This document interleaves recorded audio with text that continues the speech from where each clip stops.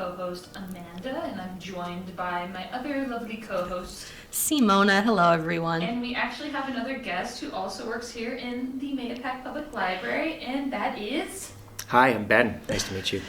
So we're back talking about Netflix's new film, Night Books, that just released, I believe, 2 weeks ago, where we follow the story of a young boy who really likes to write horror stories. And I will pass it to Simona to talk a little bit more about it.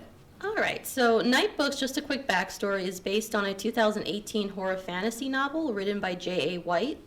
And it's about this young boy named Alex who has a love of horror stories, horror movies, and he writes his own. When the movie opens up, he's very distraught. There's a room filled with Halloween decorations. His parents are whispering. You don't know quite what's going on right now. And he's like dumping things, throwing things out, ripping things apart, and saying he's never going to write again. It's never writing again. You're like, what's happening? You don't know yet. So he sneaks out of his apartment and he decides he's going to burn what he calls his night books. So he's going to go to the basement, of course, and he goes in the elevator. Surprise, surprise, nothing works. Lights are flickering. What's going on? And he, exits the elevator like every person does in a horror movie, and he's lured by this... a creepy hallway with flickering lights. Yes. It's cool to go down those hallways. And he's lured down this hallway to an apartment because he hears dialogue from his favorite horror movie. What's the horror movie, Amanda? Lost Boys! Yes. For those of you who aren't aware of Lost Boys, even though you should be, I highly recommend watching it. It is an 80s classic. If you're into vampires and motorcycles and leather and Kiefer Sutherland, then please go watch the movie. And oiled up steroidal saxophone players. Yes. And oiled up saxophone players. Who don't wear pants while they're playing the saxophone. I actually went back yesterday. I was watching it, I was talking about it, and I actually put on the video again where he's like doing the saxophone scene. And I was like, oh my god, they're right. He's not wearing pants. He's just wearing like a one piece down there and his legs are like painted. I was like, this entire time I thought he had like some sort of like fishnetty, like see-through-y kind of thing. Nope. Yeah, this is news to me. I thought it was pants all along. So. I really looked at it because I think Simona mentioned it, I think sometime this week when we were talking about it. And I was just like, no, he's wearing pants or like some kind of like tight or whatever, see-through tight. No, there were no pants. Yeah, I had to break that reality there. Yeah. It made the experience much more fun again. Yeah, so he gets lured into this apartment because he hears the sounds of Lost Boys playing, and it's the iconic scene where Michael confronts the head vampire who wants to basically take Michael's mom, take Michael, take his brother Sam, take the whole family and join his freaky Brady Bunch. And he's also lured there because there's I think his favorite pie or something like that is in the room. Pumpkin pie. Yeah, so he gets lured, takes a bite, collapses, wakes up in an apartment, doesn't know where he is. And invisible cat jumps him. Exactly. That cat was freaky. That's scary. Actually, this movie isn't on a top 10 scale of things that are scary. This movie wasn't scary. It was, but that cat came out of nowhere and was like, Well, yes, if you're going into this expecting you're going to see blood, gore, innards, sorry, Amanda, sorry, listeners, this is for kids. But there definitely were spooky moments. When you first see the witch, Natasha, I thought that was a pretty spooky introduction. She reminded me of a YouTuber. She looked like a YouTuber witch. She looks like a witch that goes on YouTube because she's got all these fashion icons. She's great got shoes. Dyed silver hair. She's really young, but and her whole attitude and she's been on YouTube. Is this a general discussion or a spoiler discussion? Oh, we forgot to mention spoilers will occur. So if you haven't watched, over the general plot. Very good. It Okay. will contain spoilers. Yes. So if you haven't seen the movie, I highly recommend that you do watch it. It actually is really cute. And don't listen to us. Okay. I went into it with a moderate level of interest. I didn't think I didn't. I did too. I don't like getting my hopes I up. thought I was going to get through it and be able to talk about it and have found one or two things I would have liked about it, but I feel like it kind of genuinely nailed like what so many movies that love the 80s don't do. Is that they usually fill them up with references. Yeah. And there were references in this. There were plenty of movie posters from back in the day. There was the obvious love for the Lost Boys.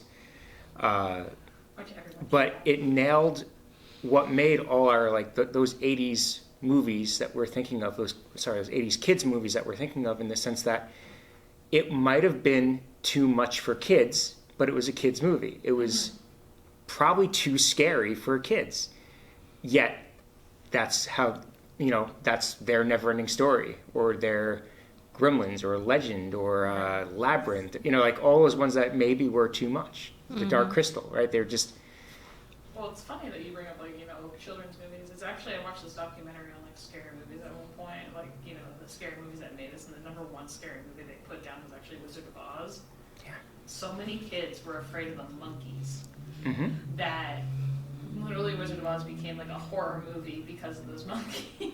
Yeah. So many kids were so scared. It turned into supposed to be a, like, children's family movie, first big movie, like, kind of in color.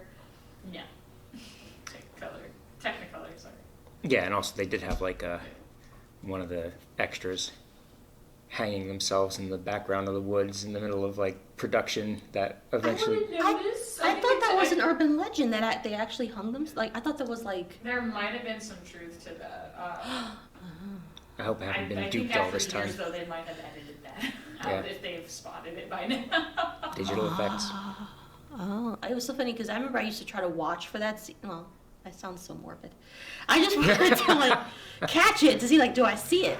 And then I remember... so many, like, weird moments that happen during certain, like, horror movies. Yeah. There's also a Netflix documentary about that, too, which is actually... Oh, no, not Netflix. It was actually on Amazon Prime. It was really good about horror movies and the, like, kind of legends that kind of happened, or the creepy things that happened. Yeah. Even, like, in Three Men and a Baby, where there was the ghost kid. Yeah, Ghost Kid in 3 Men and a Baby. Oh, yeah. Turned out it was just like a cardboard cutout on set, but the legend held for a long time. Yeah. I'm sorry, we're digressing. I apologize. No, that's fine, because in many respects, this film is also about that kind of thing, so I think it fits. One thing I thought of when I first saw Natasha was Hot Topic, that she rated Hot Topic, and, like, because she was just... full, for those of you who still know what I'm talking about, because she has, like, the sparkly gloves, the fake nails, and I'm like, oh my god, it's like sparkle, sparkle, sparkle. And Hot Topic has sort of lost its edge to some extent. Because they've always been a store that has claimed to be about the music. Yeah. And once the music style started changing and the pop culture scene got bigger, like the Comic-Con, anime, other stuff like that, they started trying to pick out... They did it with YouTubers for a while, where they had, like, merchandise for YouTubers sold at their store. So they kind of gleam on to anything pop culture. But they still, like, in the corner, have some, like, their original, like, heavy metal... Yeah. The styles of Marilyn Manson and Kitty haven't really held on as well as I hope they should. Remember they had, like, what was it, Grumpy Bunny or whatever its name was? I don't even know what it was. It used to have, like, a really weird bunny and it would have, like, really sarcastic comments. I don't know that. Not Grumpy Bunny, but you just reminded me of that. I have the book still somewhere. Childhood. Childhood. Yes. So basically, Alex meets the witch, and the witch explains, now that you're here, you're stuck here, ha ha ha, don't ever think of leaving, it's not going to happen. Of course, Alex, like a lot of people in horror films, tries to escape, can't escape. So what he does is he realizes that he has one strength that the witch is keen on, and that's his ability to tell stories. So that's his ticket to not being eaten or killed in any sort of way. The witch makes the ultimatum that he must tell her a story each night. Yes. Or he will die. Exactly. And right now he still has his night books, because at this point he hasn't destroyed them yet. Mm-hmm. And of course he meets Yasmin, who is another child that got captured by the witch, and she's stuck in there too. And at first I was trying to figure out what Yasmin does for the witch. Apparently she cleans, and she tends her magical garden thing. I think towards the end of the movie we learn that she's more like, she is the witch's apprentice. Okay. At some point, because just as the witch at one point was an apprentice herself, the other girl is also an apprentice. She's just kind of hard bumping it. Oh, okay. And she was the cook. Oh, She's yes, the yes, yes. cook. She took care of the entire like apartment scene, but I think Yeah. it was to. Yeah, Natasha was a little mean to her about her food, following the food recipes at one point, but looked fine to Sometimes me. you got a recipe. Be perfect. Yeah, and I don't know if I was the only one, but when Natasha had that throwaway line where like she says like I've been telling you forever how useless you are, so that got me thinking, well, how long has Yasmin been in this apartment? Like I was thinking, oh, maybe she's a lot older than she looks because time doesn't pass in the apartment. I was kind of bummed when that wasn't the case. So I was like, okay, fine. Well, that's just me. You know, time is relevant. Yeah. Time is an illusion. Yeah, so basically Alex starts telling his stories, and of course as he tells them, the witch nitpicks everything, you know, ghosts wouldn't do this, and those were actually some of the cool elements of the movie when you actually go into his stories, like the one with the playground, and the ghost children, which Natasha doesn't like because it ends happily, To and... be fair, I agree with Natasha on that front. I hate happy endings. Oh, see? I hate them. But even that happy ending had a dose of like Morbidism. sadness to it, See, and I don't like about that. I missing like people. sad. Yeah, I don't want happy, everyone's good, the monster's been vanquished, you know, without a consequence. I'm like, no. that No, no. if I had one, I can't even call it a complaint because I kind of love the movie. But one complaint was I wish we had spent more time in those stories.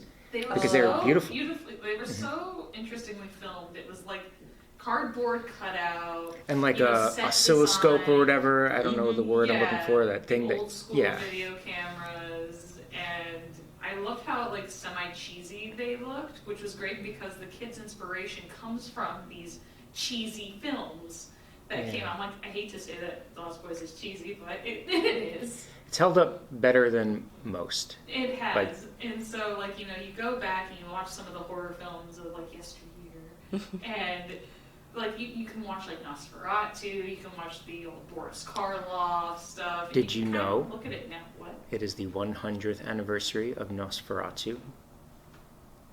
Yeah, I do recommend that to people, too. yeah, highly recommend that. And there was a new remaster of it about 5 years ago, and it's absolutely breathtaking. It's as crystal clear as it will ever be, and seeing these sets and these location shots and these, you know, old cities that just don't look the same anymore, like it's really something special.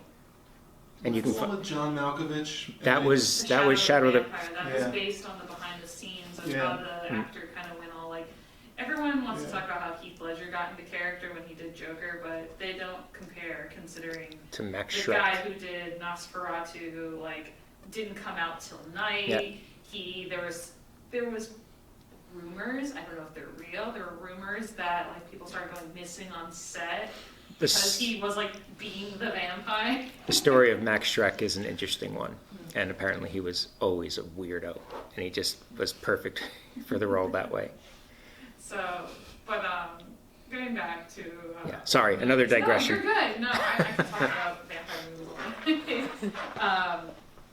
But going back to like the old timey films, all his stories are filmed and are shown to be filmed in these kind of like, it almost looks like experimental, very like it looks like a child is filming them almost, but very creative child is filming them. So. If you want to carry on. Yeah, so just like jumping ahead, because at one point, what's important, and you eventually learn why it's important later, is when Alex gives the happy ending for the playground story, the apartment starts to shake violently, and Natasha's not very happy, and she says, you know, it has to have a sad ending. So, of course, Alex changes it, and I forgot how he changes it, to give it basically a more horrifying, sad ending. The apartment stops shaking, and Natasha's good. And she says, okay, you have tomorrow night, fresh new story. So, long story short, Yasmin invites him to sort of help out with tending Natasha's spooky, spooky garden. And of course, you know, when you say don't drop something, Don't drop it. you drop it. So they drop this like egg thing which cracks, and this weird alien, which I thought was really cool. I love that alien creature. Shredders. The Shredders, yeah, comes out and starts like attacking them, and like they think it's good. Okay, fine, we caught it. Natasha finds out. She's not too happy. She's about to kill Yasmin because it's Yasmin's responsibility. And Alex, how does he intervene again? Does he tell her a story? He said it was his fault. Okay. He sort of takes responsibility for it, and Natasha's, oh, okay. You know, I guess you're the more useful one. So basically she leaves Yasmin alone, and Alex thinks bonding moment time. Yasmin is not having it. Can we also just talk about for a moment that during that whole scene in the garden, she was like, don't shake it, yet she tossed it in the air at one point, and I was just like, it's gonna split open. Because if you throw something in the air, it kind of... Yeah, when you catch it, it's going to shake. It's going to catch it, and then he caught it, and nothing happened, and I was just like... No. That was one of the flaws of that whole scene. I was like, she tossed it so high in the air, and he caught it from the ground, and I'm like, that which science would dictate. It would be like... The one free pass the movie gets. So, yes, the two kids then bond. Somewhat, and they try yeah. to work out a way to escape the place. Yeah, I wanted to bring up that the reason why, because Yasmin, for the most part, gives Alex the cold shoulder. And you don't know why she's giving him the cold shoulder. And then she... Survival of the fittest, girl. That's like, save yourself. Well, that's Amanda's version. Because Because of her incredible guilt from what happened with her friends, yes. Yeah, because you see the creepy china closet, which you see that in the beginning, and I thought we're gonna go back to that creepy china closet, and we go back to the creepy china closet, which has these figures in grotesque positions, screaming, and basically Yasmin reveals that those figures were once children, but and that some of them were the children that she, when she first came to the apartment, was with, and I guess they had tried to sort of sabotage the apartment. It didn't work out, and Yasmin, one of her good friends, took the blame, and she ended up as a doll. But this is when another important revelation occurs. What's that revelation, Amanda? Or Ben? What's that revelation? I'm sorry. What is the revelation? Oh, wait, time out. The revelation after we find out that her friends are... Yeah, there's something basically... That it was she's the reason. Yeah, well, maybe I should rewind. So... Should we talk about the nice... Everyone's so long. I'm going to rewind a little bit. So, Alex has to spend his time in a really epic library to write his stories. And while he's writing the story... Oh, the Unicorn Girl. Yes, Unicorn Girl, Unicorn. yes. Yeah, can we talk about the library for 2 seconds, too? Yes, 'cause I That love the library. What made this movie even better was knowing, not only was there a library, because you know when a movie has a library, you're just like, oh, yeah, it's aesthetic. But all the books are horror novels. Yep. Throughout time, so the witch is quite the horror enthusiast, so she has a right to be picky, I feel. She's just like, I'm missing some elements here. She's like literally the like English major that's just like, I know everything about this.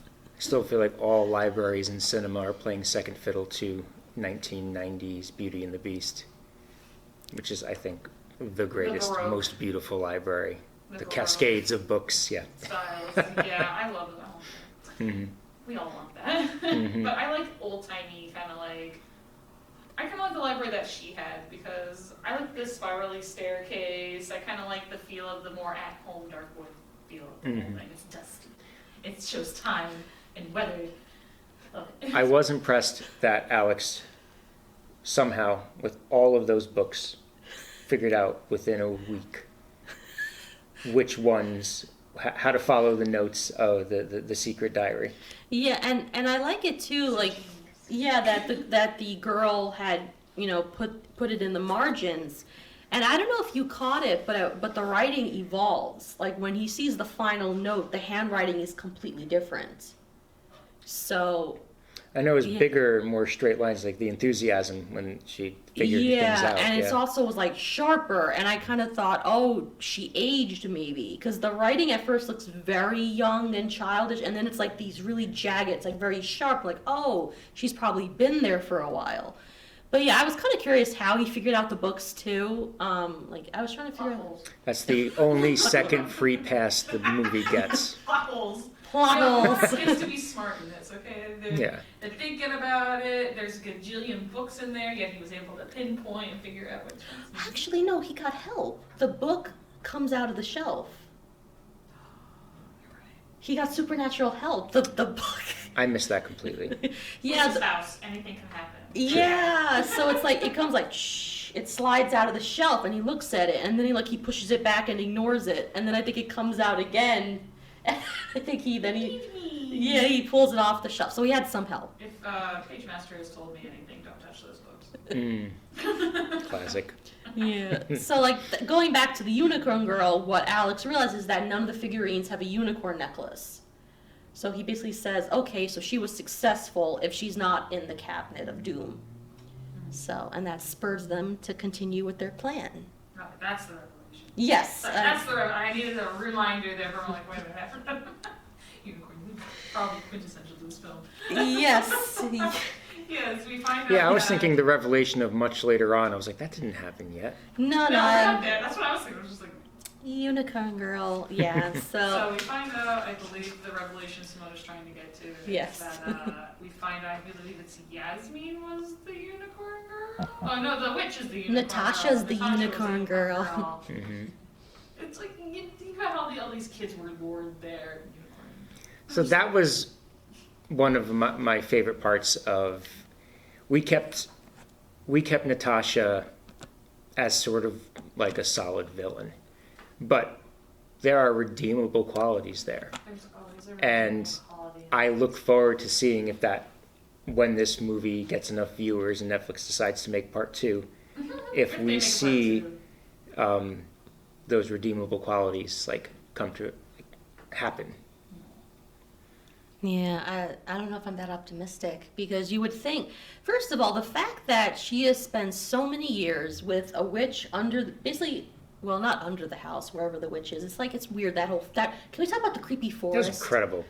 Yeah, before anything else, we should probably get to the point where creepy forest. The kids kind of start figuring out, unfurling the mystery of the houses and the witch and stuff like that, and they find out that basically the story of Hansel and Gretel was basically real, and the witch from Hansel and Gretel is in the creepy forest. Is in the creepy alternate dimension forest, in which is controlling the house and controlling Natasha. And Natasha, I forget the whole grand scheme of the exact what the witch is after. So Natasha defeated the witch, but like any great supervillain, you can't always defeat him forever, and was essentially keeping her in cryostasis, and needed sad ending stories to keep the witch there sedated, and in the meantime became the boss.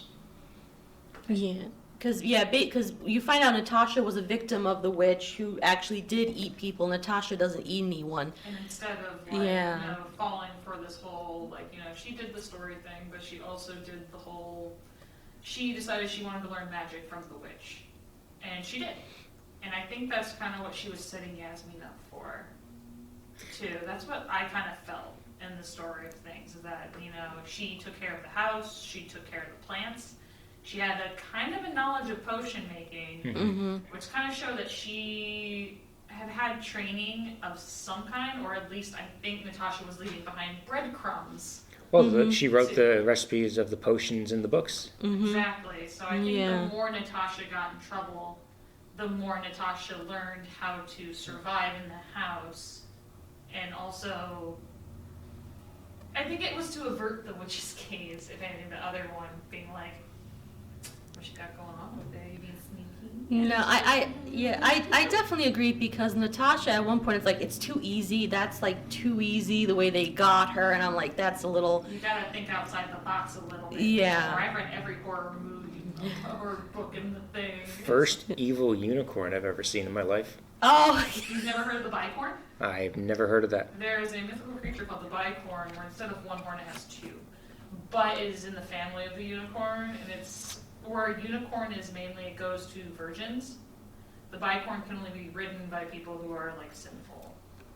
All right, cool. So there's that. And also, wasn't there the movie Cabin in the Woods? One of the death scenes was literally a unicorn stabbing somebody. Oh my God, that movie's wonderful. He never got to see his merman until the last moment. That was my favorite part. But there was a unicorn in that one that did go stabby to a couple people. I remember that. So unicorns aren't always what they're movie. I've never seen that movie. I know what you're talking about, It's so but good. It's like this old cabin in the woods, like, gotta survive, like mad serial killer kind of. It's a mix It basically of everything. turns that on its head and makes it an incredibly clever meta experience. It's Sigourney Weaver? Sigourney Weaver's in it. She's the villain. Oh, that's right. Yeah. The show. God. Sigourney Weaver and I think Chris Hemsworth. Yeah, he's jock. He's the jock. But he's a smart jock. And I was like, oh. Until he gets cliche gas. And yeah, there's a lot going on in this movie. It's really good. If you really like cliche things, if you really are a fan of like a lot of the cheesy 80s horror stuff, then Cabin in the Woods is always a perfect modern to go to. So, stabby unicorn. Stabby unicorn. But the unicorn actually wasn't what scared me. What scared me were the dolls that are hanging everywhere, and I'm like, it's like, don't go in the woods. It's like, this is not good. It's like, don't continue walking. Yeah, and I think genuinely scary. Like, yeah. I was spooked, and I couldn't imagine watching this movie with like my 6-year-old goddaughter. I feel like she'd be terrified. Well, I have like these creepy dolls in my house too, so dolls unfortunately don't scare me. Oh I have my these God. dolls called little apple dolls. Yeah. They're an artist thing. They don't have faces. They just got black eyes. And I've had friends come in my room before, and they're just like, "How do you sleep knowing that they're in the corner?" I'm like, "Pretty well, actually. I really like them." Porcelain dolls scare the heck out of me. Like, I'm gonna bring one in next week. don't. I hate those things. I had my older sister has this clown doll that my grandfather bought for her. I'll draw the line on clown doll. And she had to, and it's about maybe this tall, and it used to be on top of the bureau, so the shadow would be cast at night. I hate clowns, and my sister has joked, I'll put him in the hallway one day. I said, then I can't be responsible for what I might do to you if I ever see that in the hallway. That's like poltergeist clown size. I'm not into that. So it's like, dolls scare me. I hate dolls. And there was a person that did who thought this was a good idea? Like DIY doll head with a light bulb in it. I thought it was a good idea to make clown dolls look like babies. Look like children. They've got like the big chubby cheeks. Like even the porcelain ones, they've got the chubby cheeks, but they look so young. And I'm like, is that them trying to make it look like nice? It's evil, that's what it It's like putting a is. cherub face on a clown. I'm like, no. Speaking of clowns, I will say that one of the movies I kept thinking of during this was, 2017's It. Oh. In the sense that, and once again, spoiler, I'm sorry, all the scary things were happening to the main characters without actually harming any of the main characters. Yeah. So Because it was all fear-based. it was all very much like the roller coaster vibe that It gave you of like no one is actually getting hurt, but the experience was still kind of thrilling and frightening and kind Except of. for the one kid that died. But we'll say the main characters were safe. I care about those secondary characters. Yeah. The actors. He was the He's a nice kid. beginning of it all, and he lost his arm and then went down the what. Family. Oh, you're talking about that. I was trying to figure out who's the nice kid that died in there. Oh. We're talking It, yeah. Yeah, I But was like, the main him. characters tend to just be our set of eyes right there. We watch everything, but nothing But happens I to just it. want to ask you, if you saw creepy eyes in a drain, would you go up to creepy eyes in a drain? No. Have you ever played PT? that's gonna be right there. That's Yes. like, you just see it, you're like, shut those lights off. You just do you guy. I'll use the sink in the kitchen. What's good? Will there ever be games as scary as Silent Hill, or is that just something you experience once and it can't happen again? It depends. I feel like there's a different kind of fear when it came to Silent Hill than most other games. Like I'm actually a pretty big fan of like Evil Within, so it was like one of those. Because it was silly. It's silly, but it was like one of those ones where it was very jump scary. Yeah, and actually scary for the first 20 minutes, but once you start powering up, it's like, oh, well, nothing's like, yeah. A digression. I'm sorry. Let's continue.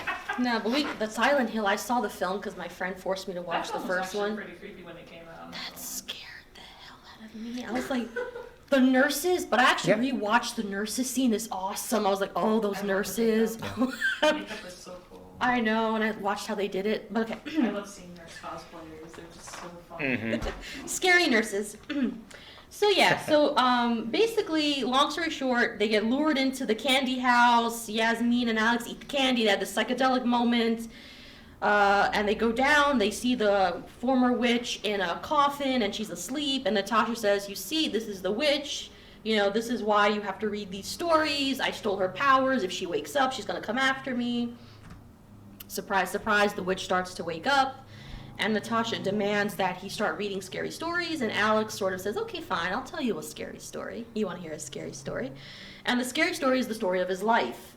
And basically saying, this is a story about a boy. This is at the point Yeah. that, during the beginning of the film, it's Yeah. important to note that. That was heartbreaking. So, Yeah. It's important to note that the witch keeps asking him why he wants to burn the book. And Yeah. she's like, I want to hear that story. And he's like, no, I don't want to tell that story. I don't want to talk about it. Clearly it's traumatic, and he doesn't want to talk about it. But, so he tells a story about essentially he was a kid who had a friend who was into horror stuff as much as them, and they wrote these things together or alongside each other, and they would gush about it. But I think the kid kind of either grew out of it or kind of went his separate ways with the Maybe whole bowed thing, to the peer pressure of Others the or normal crew in the movie. looking to kind of get out of that realm and be more with other people. And in doing so, kind of made the kid feel like he was weird and ostracized, and he didn't have anybody else anymore. So Once I found out that nobody came to his birthday party, that was his I wanted to birthday party. throw my TV out the window. I was so mad. You don't do that to kids. And if you're someone's parent, just go with the kid if you think the kid's weird. Don't do that. Well, I give the parents a somewhat credit because they had costumes on. They had skeleton onesies.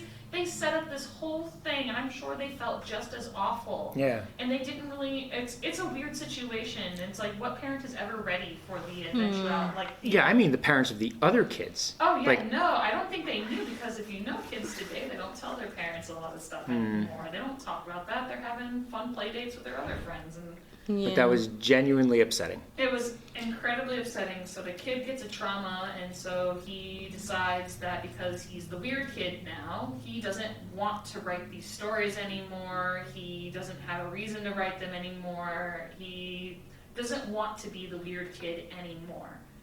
So what was a creative outlet for him turned into something that was more of a reminder of his weirdness. But he learns that it's not a weird thing anymore, and that it's something he genuinely is passionate about. He loves it. Well, that was one of the great themes of it, right? Is That was probably people, my favorite theme. ordinary people want to take what makes you special away, and you don't want that to happen. It was You just shouldn't let people do that, because I love horror. And I'm not gonna lie, I don't really read many books that are not horror related. So when a patron actually comes up to me at Cirque and asks for a book recommendation that isn't James Patterson or Daniel Silva or Nora Roberts, I get Authors that release 3 books a year. I can't, It makes me feel like I can't help anybody, but it's when I do meet that person, every October or something like that. So come see me if you guys want horror novels. It's one of those things where it does make you feel weird. It does make you feel like the odd one out. I feel like that's something we have all experienced when it comes to an interest. Mm-hmm. And he's still young. So he's going to have a lot of time. I feel like he was going to give up now, but he never really went through. He was middle elementary school? He's elementary school, right? Yeah, he's in elementary school. So he still had middle school, high school to meet people who end up being even weirder in high school. and he got Yasmin out of it. Exactly. Yeah, That's was a very smart STEM And engineering girl. Natasha Yeah, kept supporting his art. Yeah. Yeah, and that's what I love how he ends it, where he thought he was friendless, but he had a friend. And that's what sort of spoils the scariest part, and the witch fully wakes up, and, they manage to get out of the house, And it ends happy in one end where Alex and Yasmin have become besties. Alex is writing again. He's embraced his gift because he is very talented. Yes. Yasmin is with her family. She's, I think, going to like a STEM program. Like she's doing something also with her interests. She's doing very like science. Yeah. Career. And then it has like that twisty ending where you see like the creepy cabinet. The figures are like twitching. All of a sudden, Tasha's hand slams down. And you basically, it sort of opens up for like a sequel to occur. Yeah. Can we talk about that when the legit Hansel and Gretel witch wakes up? Oh, yes. How absolutely very scary that was. Yeah, her makeup was done And- really well. She was spooky. Cause she had like candies stuck in her head and that nod to Sam Raimi with the vomit, the projectile vomit, was just a beautiful touch. And I'm sorry, I don't watch like what was the reference with the projectile? I'm sorry, like Exorcist. oh, The Exorcist. Sam Raimi. Oh, so yeah, Oh, no, that, sorry. but the style of it, the way it was shot, it was very much Drag Me to Hell, Oh, okay. Drag Me to Hell. like slapsticky looking almost, but just Okay. gross you out. Okay. And it was just very well It's always done. like for like with the girl all open her mouth and just project. Yeah. The nasty, it's just The gross. pea nasty soup from shit. Exorcist, yeah, that was Yeah. wonderful. Very underrated movie too. Yeah, yeah. Right? It's like It's I'm not what- gonna lie, I've watched that movie a handful of times, but I haven't watched it in like the modern sense anymore. I think for everyone who loves Drag Me to Hell, owes it to themselves to watch *Malignant*. I really want to see that. It's that same vibe, same sort of. Sorry, this is Natural digressing. Let's continue. We're just really excited. Well, it's also good because Ben has a program that he's going to be Yes. doing. Oh, Which speaking goes of, into tying in the whole like kids and creative outlets. Thanks, yeah. so it started officially. We're having a short film competition, and it's submit a work. It's up to 5 minutes. If you happen to make it a little longer, no problem. We're perfectly happy with 2 to 3 minute movies. What I want to make incredibly clear is you don't have to make a 3-act story beginning to end if you don't want to. You can draw a picture book and just turn the pages in front of a camera and narrate it. You can do a stop motion thing with like a clay Frankenstein or whatever. You can do a music dance video, whatever you want. It's a creative outlet to do something out in the community, somewhere in the woods, with your friends, family, baby, brother, sister. Bring back the Dress them up like Slender Man found footage. yeah, found footage movie. Dress like your 3-year-old brother up as like a terror demon, have him chase you down the hallways until someone stops him. You can do anything. We have prizes for the top 3. I think it's like $100 for the winner, 75 for second place, 50 for third place. We're going to have an actual festival screening on the Saturday before Halloween here at the library, and it's just going to be a lot of fun. But just know that anything that comes to mind, you can do it as long as you keep it PG. That's what we're going for, because we don't want to terrorize the little brothers and sisters that come to watch their big brothers movies or big sisters movies. What if they want to have like little blood and guts, but it's all just like a pillowcase and they just have like little. It's like, fine. confetti? It's fine. Listen, Jaws was rated PG for the longest time. You can get away with a lot. And the judges here are very liberal with what's acceptable. So we will, don't feel like you're stymied by any of this. Just make something. Doesn't have to be long. Doesn't have to be short. Just, it's a chance to do something really cool. Remember, everyone has a movie camera now. Our phones do basically everything. And if you don't know how to put it together or don't know how to edit it, we have in the library an in-house editor.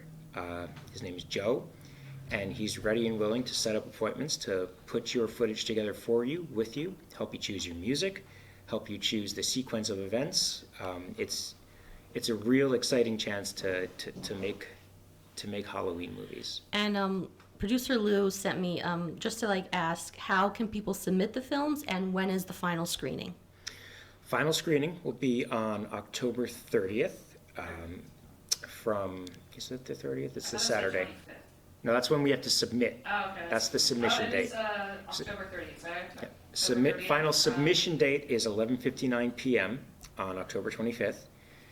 And the festival, the screening day, is 30th, starting at 11 a.m., excuse me, going roughish till 1 o'clock, but we'll go until we're done. It depends on how much we get. So it could go to noon. It could go to 2:30. As long, we make sure everyone who submits something gets it screened for their friends and family. And that's something we're pretty excited about. What was the first part of the question? Or the second?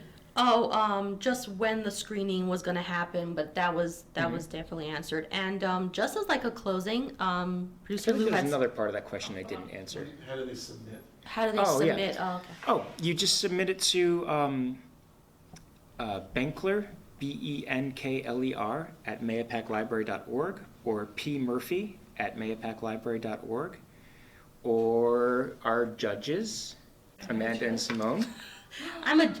We're judges. I'm a judge. So you can find me at my last name is weird, sorry. So it's astalkup@mayapaclibrary.org. You can email me there. So my name is, you can email me at storregrossa. So I have a long name, so it's T as in Thomas, ORREGROSSA. So storregrossa@mayapaclibrary.org. Yes. Also, do the people submitting movies have to be Mayapac residents? No. No, they do not. You can be from Yonkers. You can be from Florida. You can be from, maybe not Florida. You can be from anywhere and submit. And just, if you can get here to enjoy it, come enjoy it. Like, you can be, I've posted things in Carmel. I posted things in Patterson. It doesn't have to be just this library. It can be any kids, any teens involved, anywhere. Oh, that's awesome. Awesome. And I'm told snacks will be provided. Yes, snacks, bottles of water, chips, little cookies, all that stuff. Full portion. Just get a little down. We're working on the budget for that. But if you are in the mood for actual food and a movie experience, we're also starting tomorrow. We're starting the film club, the Feast of Films film club. Our first movie is Scott Pilgrim vs. the World, which is a gem from 2010. Celebrated its 10-year anniversary this year because they meant to do it last year, but the pandemic ruined everything. We already have about, I think, 12 or 13 signups. I would ask that you would sign up ahead of time, only because we're getting a lot of pizza, and we want to know the head count. That way we can gauge how much pizza we need. But if you just show up, no one's turning you away. That's just not. There probably won't be garlic bread. Maybe there'll be garlic bread, but it's going to be every 2 weeks until November 12th. I think we haven't quite chosen the next movies just yet, but we're gonna post them the Monday after this screening ends. If you haven't seen Scott Pilgrim vs. the World, I recommend don't watch it until tomorrow night, so it can be a surprise for you. But it has a lot of value and a lot to like about it. And my promise to anyone who comes to the screenings is, I'm not going to pick anything that's going to waste your time. As much as I love my pretentious French movies from the 70s where everyone just stares off into the sky and smokes a cigarette for 35 minutes and talks about love, I think those movies have value, but they're not going to be in our screening selections. So, it sounds like a really fun event. Definitely go onto Mayapac Library's website. You can also, I'm sure, register via there, or you can at least see more details for the event via our event calendar. You can go to the full calendar view, and you can actually go to the dates that mentioned to check out some of the events, or you can go to the just front page, and I'm sure that we've got a header for that'll lead you directly to more details. It's the Short Film Festival, submission 11:59 p.m. on the 25th, and then we need the week to sift through and you know, sure everyone get gets those screened, people. but there's only going to be a certain amount of people who are up for the, you know, who are finalists in a sense. The day of that is of the festival is the 30th, starting at 11 a.m. That's when we'll introduce the first screening. The film festival will be October 1st, 5:30 to 8. October 14th, 15th, October 15th, 5:30 to 8. October 29th, 5:30 to 8. And then November 12th, I believe that's the Friday, to 8:30, because we think that one's going to be a little bit of a longer movie. But we still don't know quite what the movie is just yet, but we're deciding between three. If you want to get on my good side, found footage, everybody. Good sides. Found footage. Found footage movies are incredibly... They're one of my favorite horror genres. Yeah. I've been watching a lot more lately too because I was like, I feel like it's such a fun format. I've been going back to the old YouTube like Slender Man channels, like Marble Hornets and stuff like that, and watching how they did their whole thing. And I've been watching like, I don't know, I've been watching a lot of like ARG stuff, which is like alternate reality game, where it's more found footage, but it's like somebody kind of like, they're like a YouTuber starting a YouTube channel, and some weird things start going on, or it's like a different world, or something's going on that pulls you in and makes it more interactive. So that way you follow them on like Twitter, or you do like, you follow them on YouTube, and it's a whole different experience every time when you're questioning yourself. And it's horror, but it doesn't seem like it until you realize the reality of everything going on. There's this terrifying South Korean one called, I forget the name of it, but it's about a haunted prison. And it is especially, if you're into that kind of haunted, you know, scary. And I like, the scariest things for me are always what regular people do. So like, that's always like the scary stuff, but like the ghost stuff, this one is special. I can't, the name is escaping me right now. It's like Bjarni, or I forget. Haunted prison. Gonjiam? That's it. That's the one. Sounds familiar. House is October built. I just An watched especially that, upsetting I think, movie, 2 yeah. months ago. I loved it. I was like, ah, the whole like haunted house, like no, the little Halloween horror houses, Mm-hmm. and them all just kind of like bar hopping it, and they're like, oh, how am I gonna get spooked this time? And it's just so well done. I watched, I think, both of them. Mhm. There's 2 of them. The second one, not as much as the first, but Yeah, both good. no, the first one had a little bit more on it. The second one's never really held up, but there was one on Amazon, I think it's like 3 movies called Hell House Incorporated. Mhm.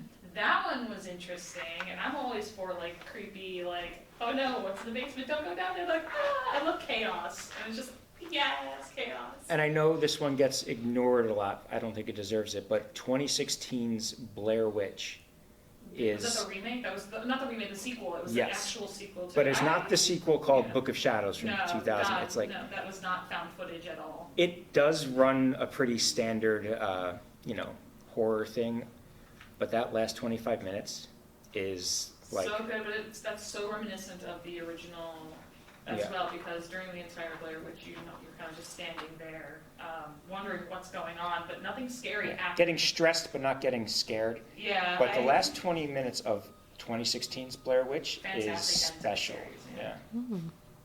I think. And you can do this with your phone Yes, for our you Halloween can. Halloween competition. Highly recommend. Yes. It is very easy to be scared getting chased down a bike trail by a terror demon 4-year-old in a pumpkin Sometimes mask. it's not about a Yeah. monster necessarily, but you could do. I'm always a big fan of monster. I'm a fan of any horror in any sense, as long as like you put a lot of love into it. Exactly. That's all horror movies. And it really can be want. funny, and it can be sci-fi scary. It can be anything Halloween themed. It doesn't have to be straight up horror. You know what we need more of, and I've only seen one, but like Thanksgiving horror. Think of that. Think of holidays too. Holidays are horror too. Mhm. I love it. There's actually a horror film on Amazon called Thanksgiving, Yeah. and it's like a puppet turkey. Like they kill this turkey, and it comes back and tries to kill everybody. It's so crazy. It looks like a Muppet trying to murder everybody, and I'm like, Like it has famous, like I see the Lucas room Jungle kind of Lucas. screenings in theaters Yeah. is Thanksgiving. Yeah. I see Lewis in the corner. He's completely looking at the horrible. Well, they had the horror movie with the elf on the shelf. saw that? Oh, my older sister, she loves horror movies. Like, she wants the ones where people are being dismembered, hostile, and, that Scariest things are what humans do. that's why I don't watch those films. It is, like, yeah, Freddy Krueger I can deal. Person tortured, no. But so it's Elf on the Shelf, and it starts off, it's very corny, but I think that was the intention. And the Elf on the Shelf goes crazy and starts killing people. How does the Elf on the Shelf do that? Who knows? Well, it's like as a kid, your parents, you don't know what's going on. Like when your parents do. My parents never did Elf on a Shelf. Yeah, we didn't either. We didn't do that stuff, but I knew several kids who did, and they'd be like, "Oh, they moved here today," and I'm just like, I'm not doing that. Chocolates or whatever. Some parents doing something crazy. So speaking of, since we're on the topic of so many horror movies, we did put out a display yesterday here at the library, which I was actually really impressed when I went through our movie collection. The diversity and the amount of horror movies that we have to take out from here is kind of special, and it runs the gamut. You have the classics. You have Bride of Frankenstein, Dracula. Fun fact: the reason for that being partially is because our director Michelle is an avid horror movie fan, and I know that's how we bonded. We bonded over where she actually gave me, I think it was actually the Bela Lugosi 25th anniversary DVD. It's beautiful. Yeah. And so I was just like. We also have everything from the entire Alien collection, Prometheus, Alien Covenant. Well, they tend to go just more not too scary anymore and a little bit silly, but they do have an atmosphere that is kind of wonderful to watch around this time of year. But you even have Raw. You have Raw. Yeah. Raw is possibly the most grotesque movie. Other than things that the library is not allowed to carry, Raw really, in movies that cross the line and still manage to be wonderful, Raw is the standard bearer until Titan comes out, which is in a month, I think. The sequel from the director, the next movie from the director of Raw is called Titan, and I think it's about a woman who, I don't know, we can't talk about this actually because... Anyways, this movie is coming out. Yeah. You've seen Raw. I actually keep putting that on my list of things to watch because I don't feel like there's enough horror. Well, it's downstairs, ready to be taken out.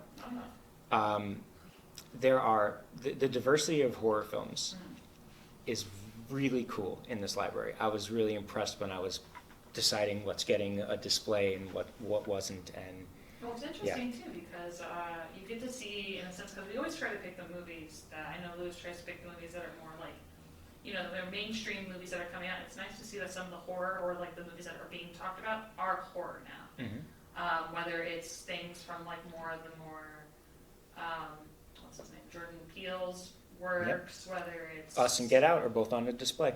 Yes, they are. I'm actually quite a fan of Us. Get Out, I've seen too many times. It also got spoiled for me, so the wonder of that. I also felt very cheesy. Us has a Us real was a artistic step up create. to Yeah. me. So, but yeah, I'm a huge fan. I always recommend certain movies during this time of year. I recommend Wolfman with Benicio del Toro and a fantastic remake. It's funny you mention that because I know Wolfman was kind of panned critically. I feel like his Benicio del Toro looked like he didn't want to be there as an actor. I just feel like that's him as a person. But that movie's atmosphere and production design and just the budget behind making a classic 50s style Wolfman for today was, I was really impressed and I watched it all the time. Well, I'm not gonna lie, when Twilight came out, I hate to dredge it memories because now it's still popular for some reason. I'm not against Twilight. My favorite movie, monsters, as much as I love vampires, I've always been enamored with werewolves. And there hasn't been anything good for werewolves in years. We had the vampires always get a resurgence. Yeah. Twilight had that, but then you had semi-werewolves because if you're a true fan of Twilight, you'll know that Eclipse is they're the not best movie. werewolves. Yeah. They're not werewolves. They're shapeshifters. And they only shift whatever the land needs them to be. They're not werewolves. They be whatever they want to be, or whatever the land wants them to be. It could be a fish, a barracuda, something. I don't know. But Wolfman was such a pleasant experience for me, especially because like the last great werewolf film that I had seen, or semi, was like Van Helsing, because those graphics during that time, 2004, I was like, that is the coolest looking werewolf I've ever seen. He's got like a wolf face. He's about to look close. Sorry, I'm hitting my camera. I'm so excited. I could quote that in That's... but Wolfman had that gothic. It got the gothic horror to a T, where it was more on the atmosphere than it was the creature. That was the horrific thing going on. It was how his relationships with people changed, how the mysterious nature of things. If you're one of those people that has those Halloween parties that will just play a movie in the background on a projector screen, Wolfman's one of those too, where, like you said, it's just so gorgeous, and the style of it is just very arresting that you can watch it even with the volume down. You have another movie like that called Crimson Peak, which isn't necessarily a great movie, but it's not great. But is it like entertaining? Beautiful, yeah. Yeah, no. And you then, get to see Tom Hiddleston. and we have another one on display, The Woman in Black, starring Harry Potter, and we also have the book that it's based on here too, by Susan Hill. I don't remember. I remember getting it from my wife years ago. I get her name wrong, and I apologize for butchering that. I've actually read the book. We have two of her books, which was Woman in Black, and I think the other one was actually The Woman in White. I think she wrote two books. Well, The Woman in White, no, that's from like Susan Hill, you know. But is Woman in White too? I think she had a Woman in White was a book that I know whenever I go to her side, it's like next to hers. That's Wilkie Collins. Yeah, Wilkie Collins. Sorry, everybody. I am a fan. But you know, they're remaking Wolfman in the same studio that did Invisible Man. The newer Invisible Man is remaking Wolfman.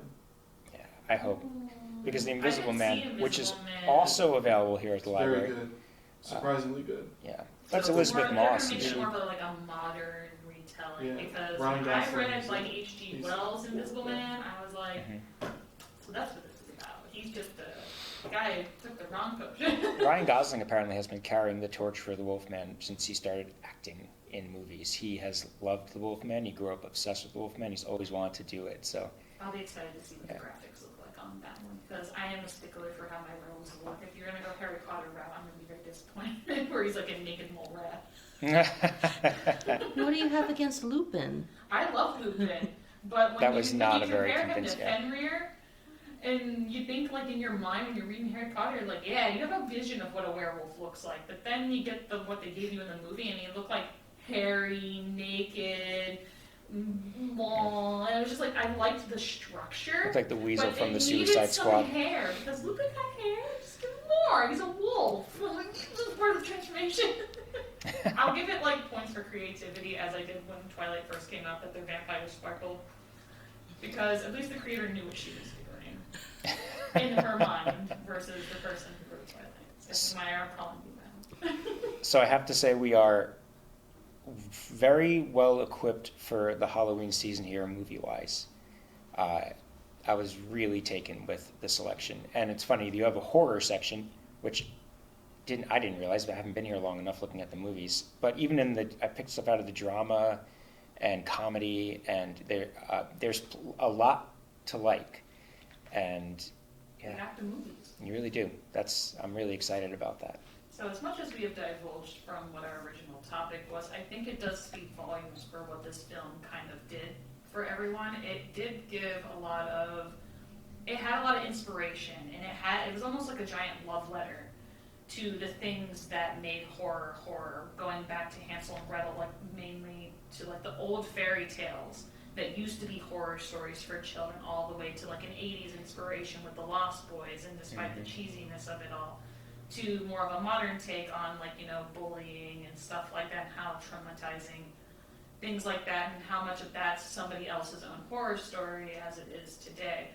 I think even if we were divulging today and stuff like that, it just shows that this movie I feel like it did its job.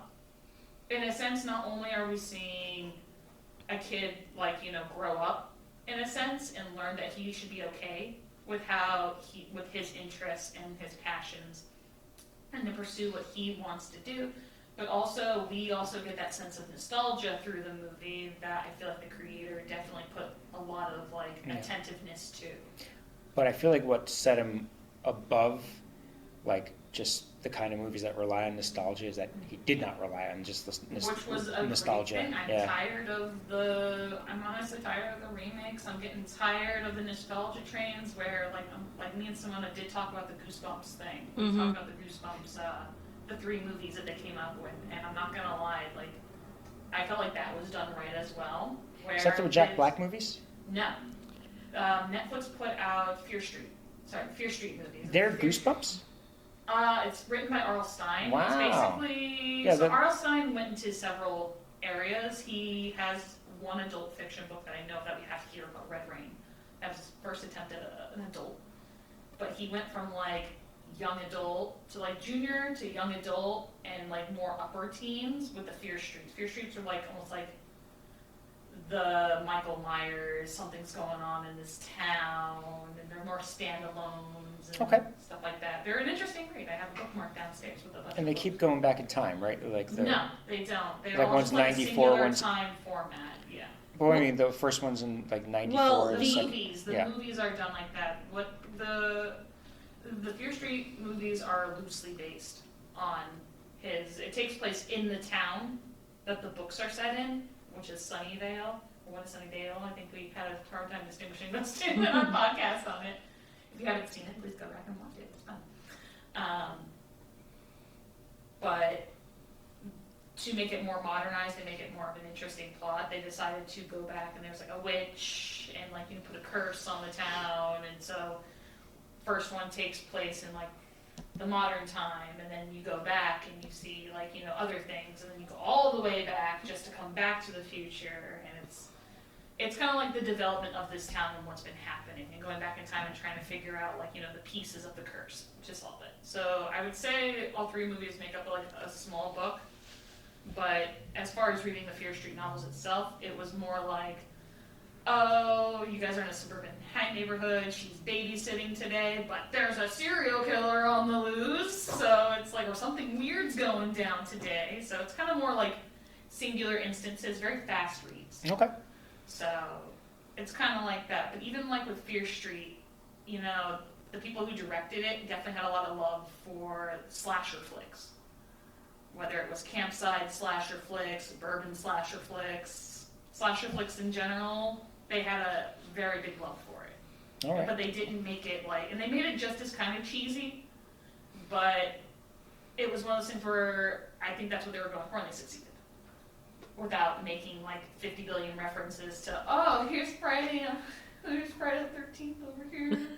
There were like no posters, no talks of it at all. It was just in that universe, that's what they were going through. All right. So I'll check them out. yeah, so you should too. So I highly recommend this Netflix film that just came out. It is, I don't know if I would say child friendly, but it is definitely like a cute family horror film to watch.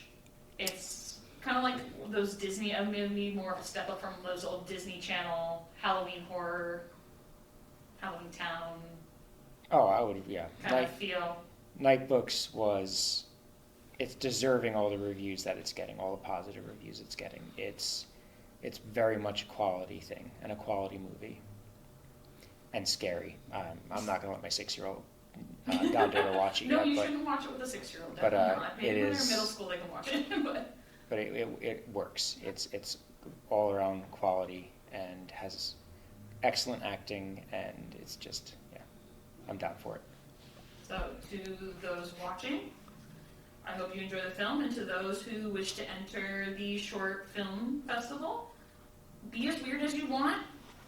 Have fun with it. Put some love into your horror films, and And submit it at 11:59 p.m. on October 25th.